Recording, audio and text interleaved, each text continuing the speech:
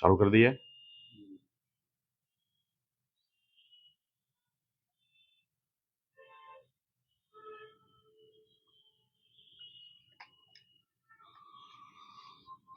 नमस्कार साथियों,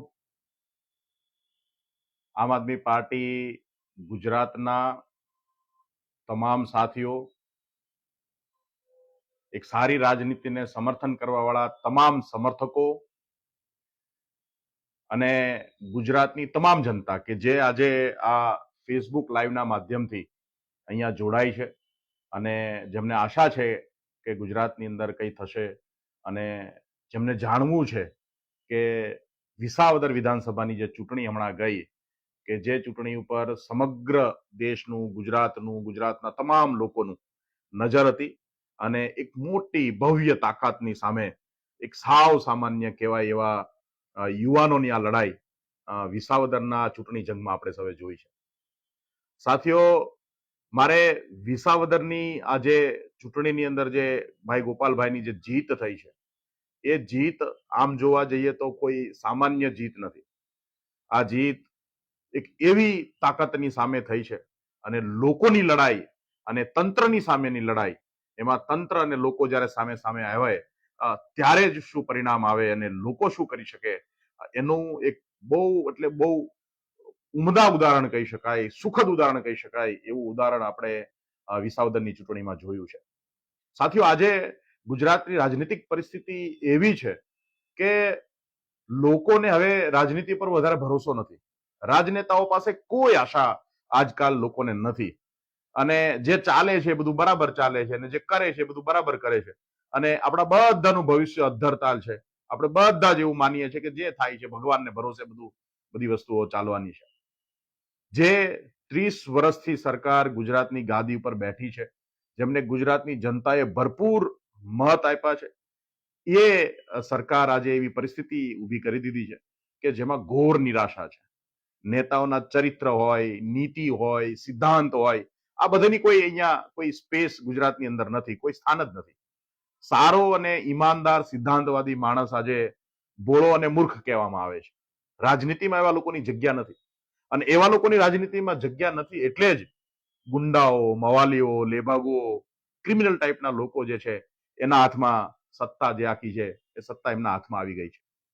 એવા સમયે ગુજરાતની જનતાનો એક જે અવાજ હોય, ગુજરાતની જનતાની જે એક લાગણી હોય, એ લાગણી વિસાવદરની ચૂંટણીમાં જ્યારે એક એવો યુવાન ચૂંટણી લડતો હોય, એક એવો યુવાન યુદ્ધના મેદાનમાં હોય કે જેણે સતત સંઘર્ષ કર્યો હોય, જેમણે પોતાના એકદમ સાવ સામાન્ય પરિવારમાંથી આવી અને લોકોની માટે હંમેશાની લડાઈ લડી હોય, સામાજિક લડાઈ હોય, એ અલગ અલગ સમાજોની લડાઈ હોય, એ રાજનીતિક મુદ્દાઓ હોય, એ તમામ જગ્યાએ એમણે એના પોતાના જાહેર જીવનના કાળની અંદર છેલ્લા 10 વર્ષમાં લડી છે. એવો ગોપાલ ઇટાલિયા નામનો એક યુવાન આજે સરકારની સામે, સત્તાની સામે, તંત્રની સામે, ભરપૂર તાકાતની સામે, પૈસાથી તમામ વસ્તુની સામે લડતા હતા. એક આશા જે હતી એ આશા આખી ગુજરાતની આશા એ વિસાવદરમાં બધાની નજર જે છે એ નજર રૂપે આપણે સૌએ જોઈ છે. સાથીઓ, આમ તો અનેક ચૂંટણીઓ આપણે બધાએ જોઈ હશે, અનેક ચૂંટણીઓ આપણે બધા લડ્યા છીએ, કોઈના અનુભવ હશે, મત પણ આપણે દર વખતે આપીએ છીએ. પણ હાલની જે વિસાવદરની ચૂંટણી લડાઈ, એ ચૂંટણીમાં 3 મહિના પહેલા એટલે કે લગભગ માર્ચ મહિનાની અંદર એ વિસ્તારમાં જ્યારે હું પોતે ગયો અને ત્યાંના સાથીઓને, ત્યાંના કાર્યકર્તાઓને, લોકોને મળ્યા ત્યારે ઘોર નિરાશા આ લોકોમાં હતી. લોકોએ એકદમથી એવી વાત કરી કે ભાઈ હવે તો અમને કોઈ વિશ્વાસ નથી. ગમે એવા માણસોને મત આપો. લોકો ભાજપ એમને ખરીદી લે, સત્તાની સામે ઝૂકી જાય, સત્તાની સામે બોલતા નથી, અમારા મુદ્દાઓ ઉચકાતા નથી, અમારી વાત પહોંચતી નથી. અનેક પ્રશ્નો છે પણ પ્રશ્નોના કોઈ સમાધાન નથી અને ભાજપે એવી એક આખી એક પરિસ્થિતિ ઊભી કરી દીધી છે કે 30 વર્ષની અંદર સામે કોઈ બોલવા વાળું ના હોય.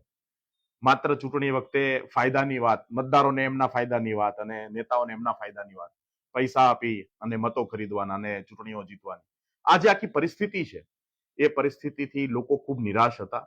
લોકોને બિલકુલ જરી કઈ વિશ્વાસ નહોતો કે ભાઈ કંઈક નવું થઈ શકે, કંઈક સારું થઈ શકે, અમારો અવાજ જે છે એ બુલંદ થઈ શકે, ખેડૂતોનો અવાજ જે છે એ વિધાનસભા સુધી પહોંચી શકે. અને એવી એક ઘનઘોર નિરાશાની પરિસ્થિતિમાં આમ આદમી પાર્ટીએ, અમે સૌએ, અમારા રાષ્ટ્રીય નેતા અરવિંદ કેજરીવાલજીએ ગુજરાતને એક યુવાનનું પ્રતિનિધિત્વ કરવા માટેની તક આપી. એમણે વિસાવદરની અંદર લગભગ 23મી માર્ચ ના રોજ ગોપાલ ઇટાલિયાનું નામ વિસાવદરમાં ઉમેદવાર તરીકે જાહેર કર્યું. ત્યારબાદ અમે ફરીથી જનતાની વચ્ચે જઈ અને લોકોને મળ્યા છે. લગભગ તમામ ગામડાઓની અંદર, તમામ ગામની અંદર ગોપાલ ઇટાલિયા પોતે ગયા, એમણે લોકોને મુલાકાતો કરી, લોકોને સાંભળવા. એમને એક આશા હતી કે ભાઈ હું જે વિધાનસભાની અંદર જાઉં, લડું, ચૂંટણી લડું, એ મને મતો કેવી રીતે આપે, શું કામ આપે, મારે એ લોકોના પ્રશ્નો, એ લોકોની પીડાઓ જાણવી જોઈએ. અને એ પીડાઓ જાણવાના ભાગરૂપે એમણે સતત 60 દિવસ સુધી અલગ અલગ ગામોની અંદર રહી, અલગ અલગ ગામોના લોકોને, અલગ અલગ જાતિ પરિવારના લોકોને મળ્યા.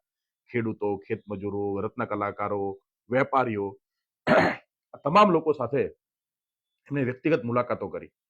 મને જ્યાં સુધી આખી આ ચૂંટણીની હું આ પ્રક્રિયામાં પહેલેથી છેલ્લે સુધી રહ્યો, તો મેં જોયું કે કમસે કમ નહીં તો અમે ચૂંટણી પહેલા 60 દિવસની અંદર 20,000 જેટલા લોકોને વ્યક્તિગત ગોપાલભાઈ મળ્યા છે.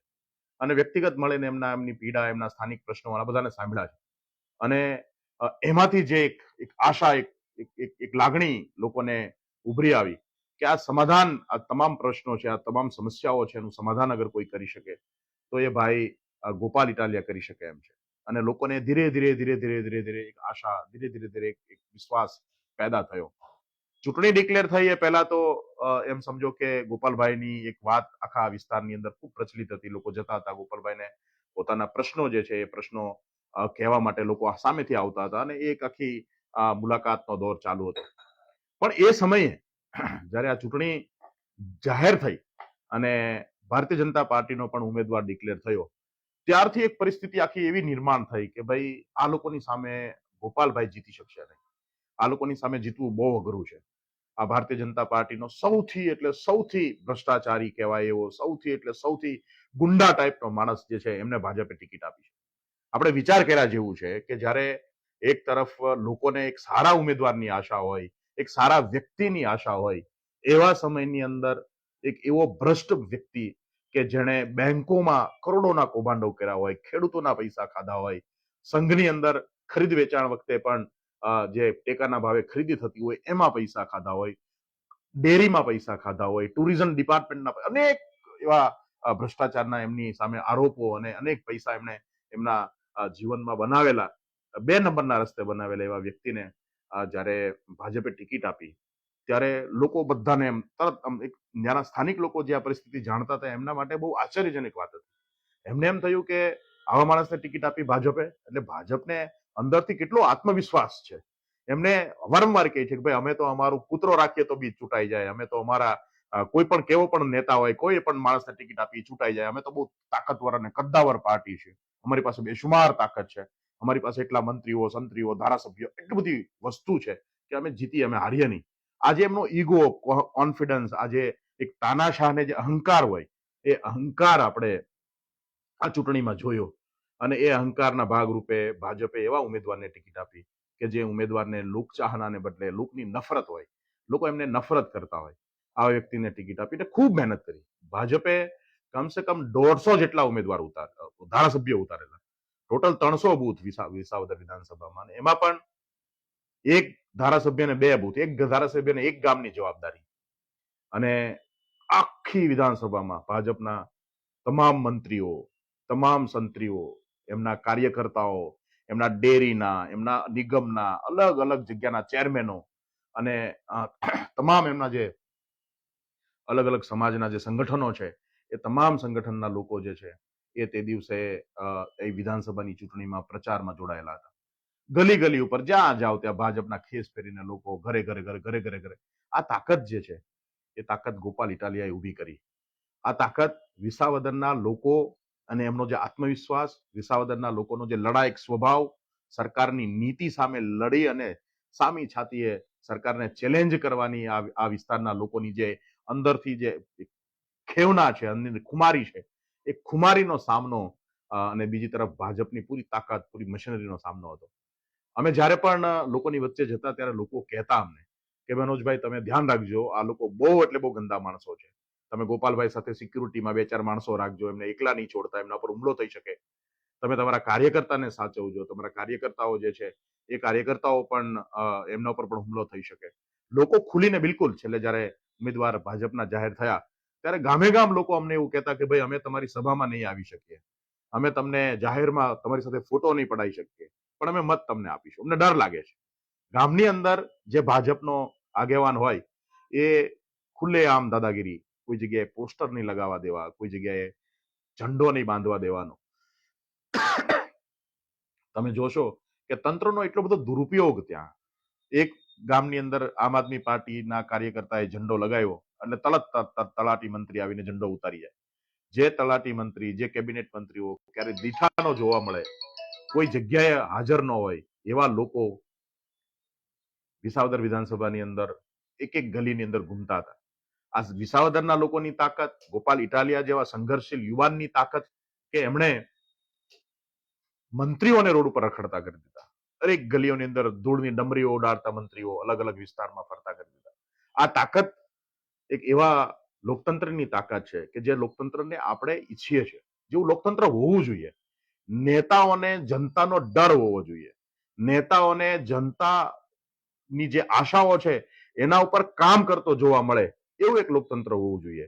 આજકાલ ભાજપે જે વ્યવસ્થા ઊભી કરી છે એ વ્યવસ્થા કોઈ પણ રીતે લોકતાંત્રિક કહી શકાય એવી વ્યવસ્થા નથી. તમામ લોકતાંત્રિક સંસ્થાઓ, ચાહે ઇલેક્શન કમિશન હોય, ચાહે પોલીસ ડિપાર્ટમેન્ટ હોય, ચાહે તમામ સંસ્થાઓ, એ તમામ સંસ્થાઓનું આજે ભાજપે પોતાના ઉપયોગ માટે, પોતાના સત્તા અને સત્તાથી પૈસા માટે આખા એ તંત્રનો ઉપયોગ કરે છે. સામાન્ય માણસનું કોઈ ગજું નથી. આજે જો કોર્ટની અંદર હજારો કેસો અને હજારો ફાઇલો પડી છે, સામાન્ય માણસની કોઈ સુનવાઈ નથી. આજે એક નવો ટ્રેન્ડ ઉભો થયો છે કે લોકોને કોઈ પણ રીતે ફસાવીને એમાંથી પૈસા કમાવા. સામાન્ય રીતે આજે પરિસ્થિતિ એ છે કે આપણા બાળકોનું ભવિષ્ય અદ્ધરતાલ છે. આપણને ખબર નથી કે આવનાર દિવસ કેવો હશે, આપણને ખબર નથી કે આવનાર દિવસે શું થવાનું છે. આવી પરિસ્થિતિમાં આજે જ્યારે વિસાવદરની ચૂંટણી થઈ, એ વિસાવદરની ચૂંટણી આપણા બધા માટે ખૂબ જ અગત્યની અને ખૂબ જ મહત્વની ચૂંટણી આપણે સૌએ જોઈ છે. આ ચૂંટણીમાં લોકોની એક તરફ આશા હતી અને બીજી તરફ ભાજપની તાકાતની કસોટી હતી. ભાજપની જે તાકાત, ભાજપની પાસે જે આખી સિસ્ટમ છે, એની જે વ્યવસ્થા છે, એમના પૈસા છે, એમની પણ કસોટી આ ચૂંટણીમાં આપણે જોઈ છે. અને આનાથી એક વાત 100% સાબિત થાય કે ભાઈ જો લોકો ઈચ્છે, જો લોકોને સારો વિકલ્પ મળે અને જો લોકો પોતાની રીતે એક સારા વ્યક્તિને, એક સારા રાજનીતિને એક નવી તક આપવાનું જ્યારે મન બનાવી લે, ત્યારે મને એવું લાગે છે કે મોટા મોટી સત્તા હોય, મોટી મોટી પોલિટિકલ પાર્ટી હોય તો પણ એને હરાઈ શકાય છે. વિસાવદરની જંગથી એક વાત સાબિત થઈ કે આપણે કે ગુજરાતના લોકો જે છે એ 30 વર્ષથી મૂળિયા નાખી ગયેલી સ્થાપિત હિતોની લૂંટારાઓની જે સરકાર છે એ સરકારને બદલી શકે એમ છે. ગુજરાતના લોકો જો તૈયારી કરી લે તો આ પરિવર્તન આવી શકે એમ છે. અને એ જંગ આપણે વિસાવદર વિધાનસભામાં જોયો. તમામ તાકાત, તમામ કોશિશો હોવા છતાંય વિસાવદર વિસ્તાર, વિસાવદર, ભેસાણ, જુનાગઢના મતદારોએ એક નવો વિકલ્પ, એક નવો વ્યક્તિ, જેની પાછળ કશું નથી, જે એકદમ ગરીબ પરિવારમાંથી આવે છે, માત્ર લડવાની અને બોલવાની અને સરકારને, સત્તાને પડકારવાની જેની અંદર પૂરી તાકાત છે, એવા વ્યક્તિને પસંદ કરી અને ગુજરાતને એક નવી આશા આપી છે. ગુજરાતને એક નવી ઉમ્મીદ આપી છે કે યસ, ગુજરાતમાં પણ રાજનીતિમાં પરિવર્તન થઈ શકે. સારા માણસોની જગ્યા રાજનીતિમાં છે, સારા માણસો ગુજરાતમાં રાજનીતિમાં આવી શકે અને એમની જો જગ્યા ધીમે ધીમે વધે તો ખરાબ માણસો જે છે એ ઓટોમેટિક આ વ્યવસ્થામાંથી બહાર જતા રહે. તો એક બહુ સારી તક સાથે આ ચૂંટણી લડાઈ અને આ ચૂંટણીની અંદર સૌથી પહેલા હું જો કોઈ આ વિજયને કોઈ હકદાર હોય, કોઈ શુભેચ્છાને હકદાર હોય તો એ વિસાવદર, ભેસાણ, જુનાગઢની જનતા છે. એમની પોતાની ખુમારી છે. હું ખૂબ ખૂબ મારા હૃદયના ગહેરાઈઓમાંથી તમને શુભેચ્છા પાઠવું છું. વિસાવદરના લોકોને શુભેચ્છા પાઠવું છું. ત્યાંના ક્રાંતિકારી કાર્યકર્તાઓને શુભેચ્છા પાઠવું છું કે કશું નહીં હોવા છતાં, કોઈ પોતાની પાસે કોઈ રિસોર્સ નહીં હોવા છતાં, પૈસા નહીં હોવા છતાં, પોતાની લાગણીઓથી આ ચૂંટણીમાં એમણે પોતે કામ કર્યું છે. પોતાની લાગણીઓને એમણે ભરપૂર રીતે પોતે દિવસ રાત એક કરી અને લોકો સુધી જય ગોપાલભાઈને જીતાડવા માટે આમ આદમી પાર્ટીના વિસાવદર, ભેસાણ અને જુનાગઢના કાર્યકર્તાઓએ દિલ રેડીને કામ કર્યું છે. ગામના આગેવાનોએ, વડીલોએ, બહેનોએ વિશેષ આભાર માનવો પડે કે આ ચૂંટણીની અંદર સૌથી વધારે કોઈએ રસ લીધો હોય તો એ બહેનોએ રસ લીધો છે. બહેનો માટે પહેલેથી જ અમે જ્યાં પણ ગયા ત્યાં લોકોએ અમને ખૂબ કીધું છે કે તમે પ્રચાર કરો, કઈ વાંધો નહીં, જેટલો કરવો એટલો પ્રચાર કરો, પણ અમે મન બનાવી લીધું છે, અમારે તો ગોપાલભાઈને જ જીતાડવાના છે.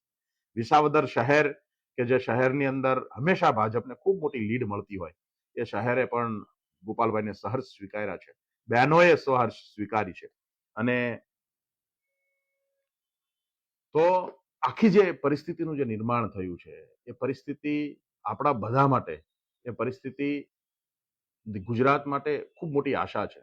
આ આખી જે લડાઈ છે, એ લડાઈનું સૌથી મોટી હકદાર વિસાવદરના સ્થાનિક કાર્યકર્તાઓ છે, સ્થાનિક લોકો છે, અને જેમણે પરિવર્તન કરવાની આ સૌથી મોટી આ લડાઈ જે છે એની અંદર સૌથી મોટું યોગદાન આપ્યું છે. ત્યારબાદ આમ આદમી પાર્ટીના તમામ નેતાઓ અને તમામ કાર્યકર્તાઓ કે જેમણે એક વિશ્વાસ વ્યક્ત કર્યો છે કે અરવિંદ કેજરીવાલ જે છે, અરવિંદ કેજરીવાલના જે વિચારો છે, જે સામાન્ય માણસો માટે કંઈક કરવાની અને બંધારણની અંદર આપેલા તમામ અધિકારો આપવાની જે લડાઈ માનનીય અરવિંદ કેજરીવાલજીએ જે શરૂઆત કરી છે, એક નવી રાજનીતિની, એક વૈકલ્પિક રાજનીતિની શરૂઆત કરી છે, એમાં વિશ્વાસ કરનાર ગુજરાત આમ આદમી પાર્ટીના તમામ કાર્યકર્તાઓ, ખૂણે ખૂણેથી તમામ કાર્યકર્તાઓએ પોતાની યથાશક્તિ યોગદાન આપી શકવા માટે પોતાના કપડા લઈ પોતાના ખર્ચે વિસાવદરની ગલીઓ ગલીઓમાં, વિસાવદરના ગામે ગામ પ્રચાર કર્યો છે. આમ આદમી પાર્ટી સુરતના અમારા તમામ સાથીઓ, તમામ કોર્પોરેટરો કે જેમણે પોતે પોતાના તમામ કામ, ઘર, પરિવાર છોડી અને દિવસો સુધી વિસાવદરની અંદર પોતે પોતાનું યોગદાન આપ્યું છે. ગુજરાતના આમ આદમી પાર્ટીના યુવા નેતાઓ કે જેમણે પણ ગુજરાતની અંદર આજે જ્યારે આ તક, એક જે આશા અને ઉમ્મીદની જ્યારે આ વાત હતી, ત્યારે પોતાનું પૂર્ણ યોગદાન આપ્યું. અને આજે મને ખૂબ ખુશી છે કે ગુજરાતની અંદર મારી પાસે ગોપાલ ઇટાલિયા જેવા અનેક યુવા નેતાઓ છે. આમ આદમી પાર્ટીની એવરેજ ઉંમર જોઈએ તો ચાલે, હવે હું પોતે સિનિયર લાગુ અને મારાથી બધા નાના આજે ગુજરાતની અંદર આમ આદમી પાર્ટીના નેતાઓ છે. તમામની ઉંમર જોઈએ તો 35-40 વર્ષની આસપાસના યુવાનો છે. એક મોટી આશા બનીને ગુજરાતની આમ આદમી પાર્ટી જે છે એ ઉભરી રહી છે.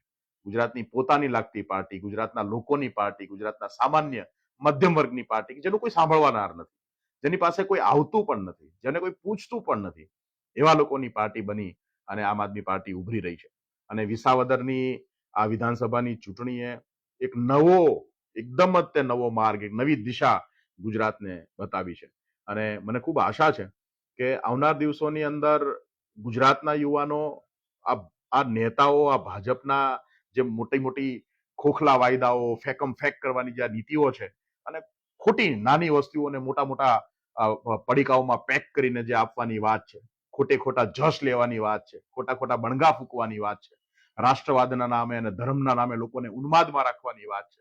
આ તમામ વાતોથી આજનો યુવા હવે જાગૃત થયો છે.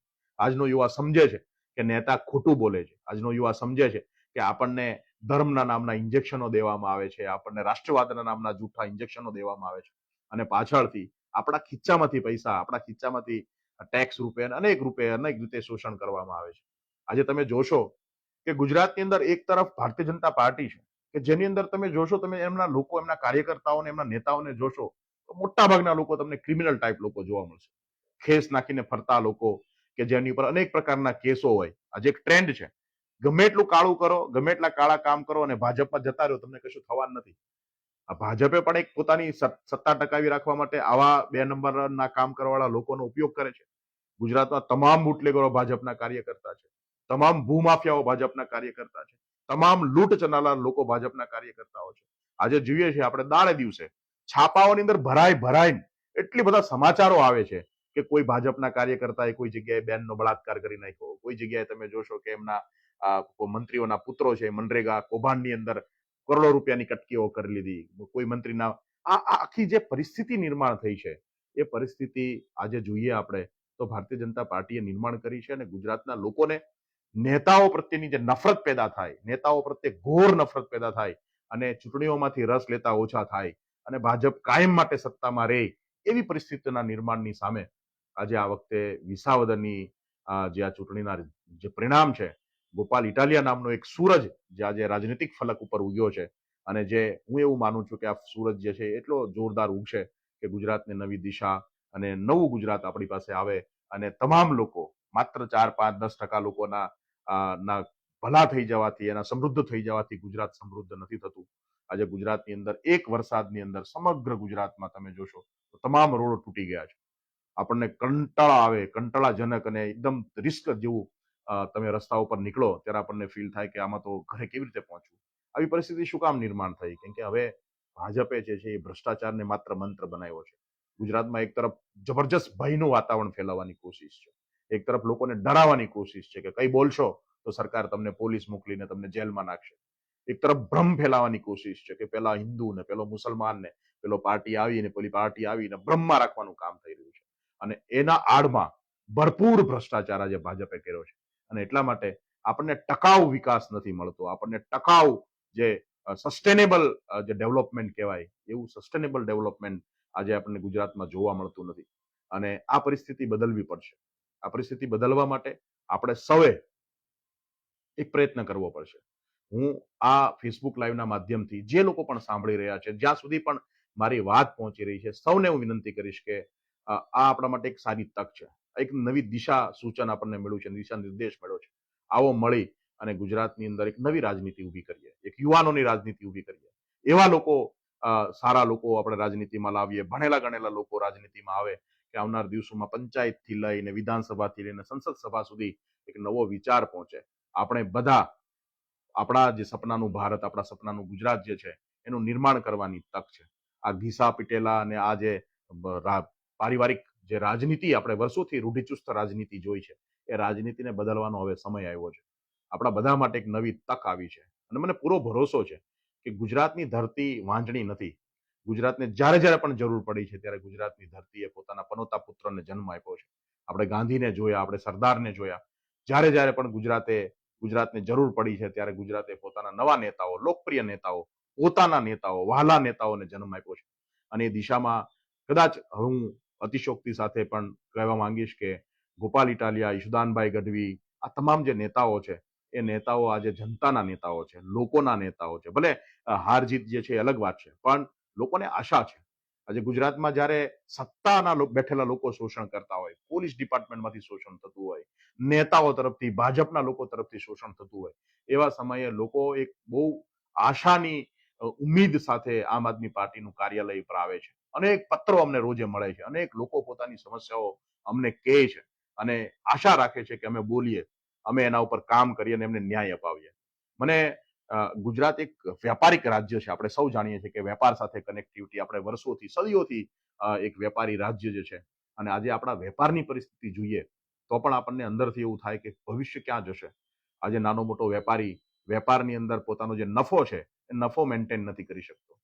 ચોરી ચકારી કરવાવાળા લોકો જે છે એ આજે વેપારીઓને પરેશાન કરે છે, તંત્ર પરેશાન કરે છે. એક તરફ ટેક્સની લૂંટ ચાલે છે.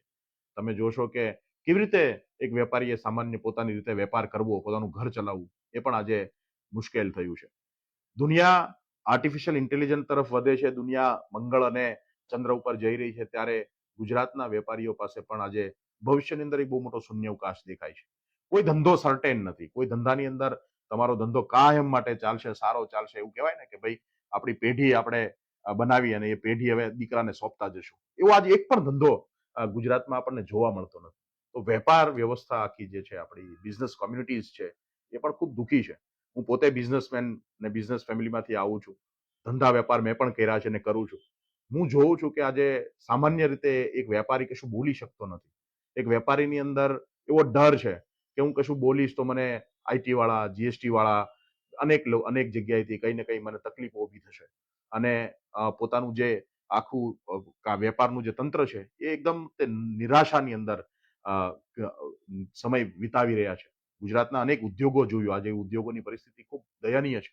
સુરતનો હીરા ઉદ્યોગ હોય, આપણે જોઈએ છે સમગ્ર ગુજરાતને આજે જે હીરાએ ચમકતું કર્યું, ચળકતું કર્યું, વિશ્વમાં ચળકાટ જે હીરા ઉદ્યોગનો પહોંચ્યો એ હીરા ઉદ્યોગમાંથી લાખો લોકો આજે પલાયન થયા છે.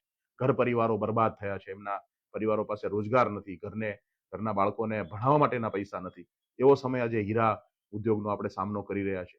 સુરતનો ટેક્સટાઇલ ઉદ્યોગ હોય એમાં પણ આપણે જોઈએ છે કે જે 12 મહિનાનો ધંધો છે માત્ર 3-4 મહિના પૂરતો રહ્યો છે. 3-4 મહિના નફો કરવાનો, 12 મહિના જે છે એ રગડ ધકેલ પંચા 150 ભાવે આપણે ચલાવતું રહેવાનું. મોરબીનો સિરામિક ઉદ્યોગ હોય કે ભાવનગરનો સ્ટીલનો ઉદ્યોગ, તમામ ઉદ્યોગો તમે જોશો કે ઉદ્યોગની અંદર કોઈ સ્થિરતા નથી, નફાની કોઈ સ્થિરતા નથી, વેપાર પડી ભાંગ્યા છે. એનું સૌથી મોટું કોઈ કારણ હોય તો એ કારણ છે કે રાજનીતિમાં નૈતિકતા નથી બચી, રાજનીતિમાં કોઈ નીતિ નથી. માત્ર ને માત્ર નફો રળવાની વાત, માત્ર ને માત્ર પૈસા બનાવવાની વાત, માત્ર ને માત્ર સત્તા હાસિલ કરવાની વાત. અને એવા એવા લોકો રાજનીતિની અંદર આજે અલગ અલગ મંત્રાલયોમાં બેઠા છે કે જેમની પાસે કોઈ વિઝન નથી. અને ઘણીવાર એવું થાય કે કોઈ કપડું જળી જાય, કોઈ કપડું ફાટી જાય તો આપણે એમને રફ કરીને ચલાવી લેતા હોઈએ, રફું થઈ જાય, ફરી તો ઉપયોગમાં આવે. પણ આ ભારતીય જનતા પાર્ટી રૂપી જે આ કપડું છે, એ કપડું હવે રફું થાય એવું પણ નથી. એને બદલવું પડે એમ છે. એ કપડાને હવે નિરંતર ઘરે બેસાડવું પડે એમ છે, ફેંકવું પડે એમ છે. અને એક નવા વસ્ત્રો સાથે, એક નવી વાત સાથે, નવી આશા સાથે આપણે બધાએ શરૂઆત કરવાની છે. હું આપ સૌને વિનંતી કરીશ કે એક ઉજળું ભવિષ્ય આપણી સામે છે. એક ઉજળી રાજનીતિની અંદર એક અવકાશ આપણી પાસે છે. યુવાનોએ નિરાશ થવાની જરૂર નથી. અને હું બહુ વિશ્વાસ સાથે કહું છું કે આ દુનિયા જ્યારે જ્યારે પણ બદલાઈ છે, એ નવયુવાનોએ બદલી છે. એ જે પેઢી કંઈ કરી ચૂકી છે, વીતી ચૂકી છે, એ પેઢી દ્વારા એ બદલાવ નથી આવી શકતો. એ બદલાવ યુવાનો દ્વારા આવતો હોય છે. ગુજરાતના યુવાનોને, ગુજરાતના એ તમામ લોકોને કે જે લોકો ગુજરાતનું સારું ગુજરાત જોવા માંગે છે, એવા તમામ યુવાનોને હું વિનંતી કરીશ કે આવો રાજનીતિમાં સાથે મળી અને ગુજરાતનું નિર્માણ કરીએ, નવી રાજનીતિ ઊભી કરીએ. ભાજપ અને કોંગ્રેસને આપણે વર્ષોથી જોયા છે. બંને પાર્ટીઓએ સાથે મળી વિસાવદરની લડાઈમાં પણ આપણે જોયા. હું વધારે યાદ નહીં કરું કોંગ્રેસને, પણ કોંગ્રેસનો જે ભૂંડો રોલ ત્યાં વિસાવદરમાં રહ્યો છે, તમે બધાએ જોયો છે. પૈસાથી કેવી રીતે એમણે ભાજપ પાસેથી પૈસા લઈ અને ગોપાલભાઈને હરાવવા માટે કેવી સોપારી લઈને ત્યાં કામ કર્યું છે, એ આપણે બધા જાણીએ છીએ. તો વિશેષ આપણે એ લોકોની ઉપર નજર નહીં કરતા હું આપ સૌને વિનંતી કરીશ કે એક નવી આશા, એક નવી ઉમ્મીદ સાથે ગોપાલ ઇટાલિયા નામનો એક નવો સૂરજ રાજનીતિક ફલક ઉપર ઉગ્યો છે. આપણે બધા મળી અને અનેક ગોપાલ ઇટાલિયા ઉભા થાય, અનેક ગોપાલ ઇટાલિયા સરપંચ હોય, તાલુકામાં હોય, જિલ્લામાં હોય, કોઈ નગરપાલિકામાં, કોર્પોરેશનમાં હોય, ધારાસભ્યો હોય, સાંસદો હોય, અને એવા યુવાનોને નવી દિશા આપણને આપી શકે, નવા વિચારો આપી શકે એવા લોકોના હાથમાં આપણો આવનાર દિવસનું શાસન સોંપીએ. કામ થોડું અઘરું છે, એટલું બધું આસાન નથી, એટલી બધી આસાનીથી થઈ જશે એવું પણ નથી. પણ હંમેશા સત્તાનો સંઘર્ષ ક્યારેય આસાનીમાંથી પસાર થતો નથી. પરિવર્તન ક્યારેય તે શાંતિથી આવતું નથી. પરિવર્તન માટે સંઘર્ષની જરૂર હોય છે. અને આમ આદમી પાર્ટીના યોદ્ધાઓ તમામ ખૂબ સારું સંઘર્ષ કરી રહ્યા છે. અને આ સંઘર્ષની અંદર આપ સૌનો સાથ મળે, ગુજરાતનો સાથ મળે, આ સંઘર્ષની અંદર લોકો જોડાય અને લોકોની એક મુવમેન્ટ બને, લોકોનું આંદોલન બને, તો જ આ પરિસ્થિતિ જે છે એ બદલાઈ શકે એમ છે. પરિસ્થિતિ ચોક્કસ બદલાશે અને આપણે બધા મળીને બદલીશું. તો આપ સૌ સાથીઓને કે જેમણે આ લાઈવ ફેસબુક લાઈવના માધ્યમથી આપ સૌએ મને સાંભળ્યો છે, જોયો છે, એ તમામને હું વિનંતી કરીશ કે આવો તમે જ્યાં પણ જે વિસ્તારમાં રહેતા હો એ વિસ્તારમાં આમ આદમી પાર્ટીમાં જોડાઓ. વિસાવદરની લડાઈ, વિસાવદરની જંગ એક અવિસ્મરણીય ઐતિહાસિક જંગ હતી. અને એ જંગની અંદર જેમણે પોતાનું યથાશક્તિ યોગદાન આપ્યું છે, એ તમામ યોદ્ધાઓને, એ તમામ લોકોને, એ લાગણીથી આમ આદમી પાર્ટી સાથે જોડાયેલા, લાગણીથી ગોપાલભાઈ ઇટાલિયા સાથે જોડાયેલા, જે વિસાવદરમાં આવી શક્યા નહીં હતા એવા પણ લોકો કે જેમણે વિસાવદરમાં જેટલા પણ પોતાના ઓળખીતા હોય, પાળખીતા હોય, એમને ફોન કરીને ગોપાલભાઈને જીતાડવા માટે આહવાન કરેલું. અને જે લોકો આશા રાખીને બેઠા હતા કે એક ગોપાલ ઇટાલિયા ત્યાં જીતવો જોઈએ અને વિસાવદરથી જેને ઉમ્મીદ છે એવા ગુજરાતના તમામ લોકોને હું આ વિસાવદરની જીત માટે ખૂબ ખૂબ અભિનંદન પાઠવું છું, શુભેચ્છા પાઠવું છું. અને સૌને વિનંતી કરીશ કે આપણે મળી અને અનેક ગોપાલ ઇટાલિયા ગુજરાતની રાજનીતિમાં યુવાનો આગળ આવે, યુવાનો ઉગે, યુવાનો ઉભા થાય અને યુવાનો પોતાના હાથની અંદર આ શાસન વ્યવસ્થા લે તો ગુજરાતનું ભલું થઈ શકે. આ ગુજરાતની ઘસેલા પીટેલા રૂઢિચુસ્ત નેતાઓને આપણે ઘરે બેસાડીએ અને નવી રાજનીતિની શરૂઆત કરીએ. એવા આહવાન સાથે આપ સૌનો ખૂબ ખૂબ આભાર. ભારત માતા કી જય. જય જય ગરવી ગુજરાત.